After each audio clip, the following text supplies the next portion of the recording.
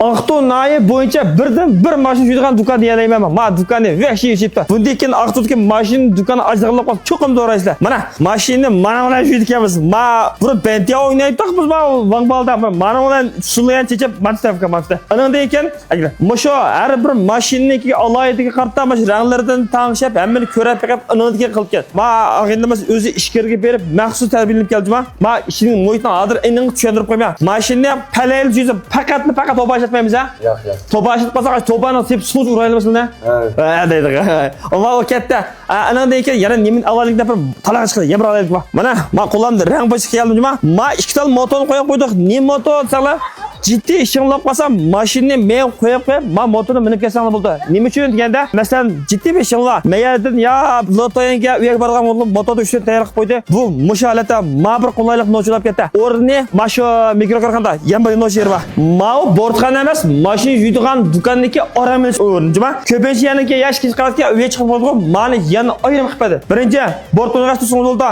Ikkinchi, men nima tushuningizmi? Mana üçüncü, mana ishki kutumizda tiqib bilan bir şeyda amoqsiz bo'ldi. Ishimlikdan tartib agar bolarim xavf ketadi deb qolsangiz, mana ma'mo.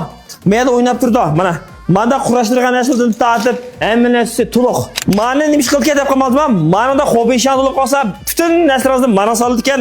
Meyaga olib qolsa, ushaq narsalarni soldi ekan. Men qizlarlar, u bullarlar qolib qolsalar, men do'kon kelganda pomlab qolib kelasizlar. Men yashaning hammani siliblar, ayrim ochiq qo'yitga, undan keyin hammani pak yub bo'lgandan keyin yana moshina joyga kelib sepirga ashva. Tunja qilishingiz menga o'xshash. Meyada bir alaylik bor.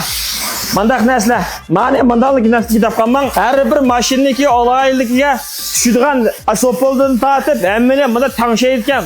Men mashina yurgan kasbmi, teximmi, shu kesmishib, odamning o'ylovsiz bo'g'ash bo'lib ketdi. Men biron bunday lo'nglar aytib qo'ydik-ku. Hozir sizning ko'nglingizni yarg'adaq aytadigan gap. Meni bir qatam sopin emas, necha qatam sopin jaslar.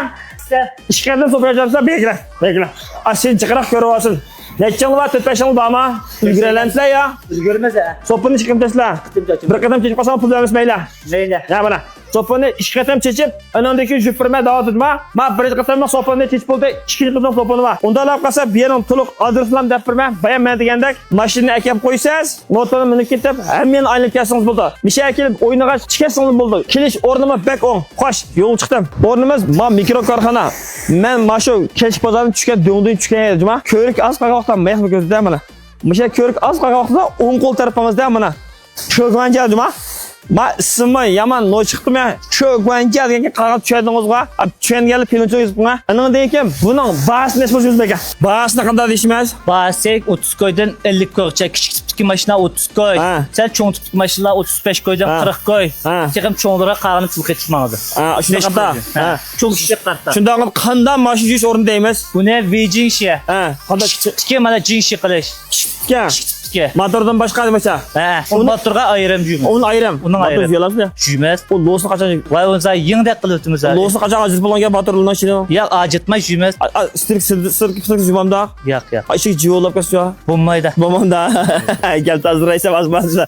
Unda laf qilsa misha kelib o'zingiz yuvib ketadimi?